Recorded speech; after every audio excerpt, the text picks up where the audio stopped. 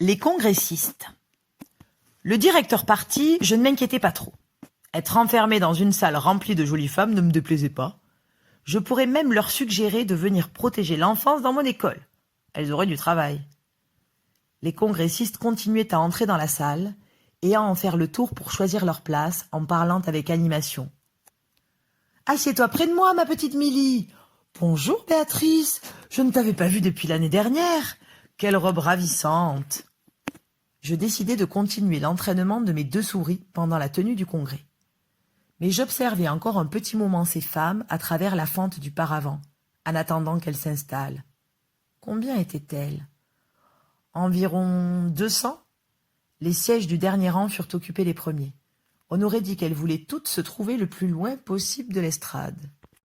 Au milieu de la dernière rangée, une femme portant un minuscule chapeau se grattait la tête. Ses doigts grattaient et regrattaient la peau de son cuir chevelu au ras de sa nuque. Elle ne pouvait pas s'en empêcher. Elle aurait été bien gênée de savoir que je l'observais. « Elle a sûrement des pellicules, » pensai-je.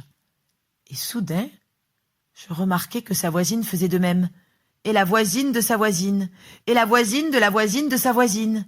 Toutes se grattaient la nuque. Avaient-elles des puces, ou plutôt des poux ? À l'école, le dernier trimestre, un élève nommé Ashton avait eu des poux. La directrice lui avait arrosé la tête d'essence de térébenthine. Les poux y étaient restés, mais Ashton avait failli y rester lui aussi. Il avait perdu la moitié de ses cheveux. Le spectacle de toutes ces femmes se grattant la tête me fascinait de plus en plus. C'est toujours amusant de surprendre quelqu'un en train de faire un geste vulgaire. Par exemple, se mettre les doigts dans le nez, ou se gratter les fesses. Se gratter la tête est presque aussi dégoûtant si ça dure longtemps. À mon avis, c'était des poux. Alors, une chose stupéfiante se produisit. Je vis l'une de ces femmes glisser ses doigts sous ses cheveux et toute la chevelure se dressa, et sa main grattait de plus belle. Elle portait une perruque. Elle portait des gants. Je regardai vite les autres.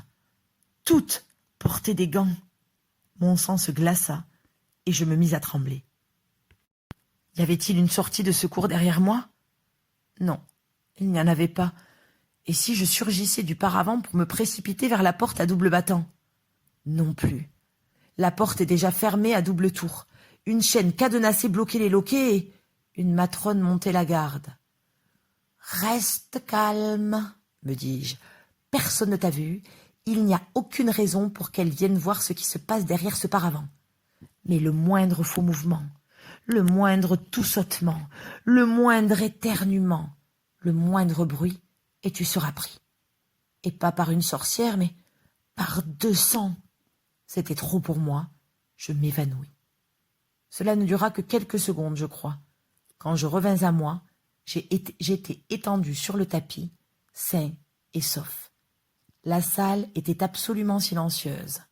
En tremblant, je me mis à genoux et jetai à nouveau un coup d'œil par la fente du paravent.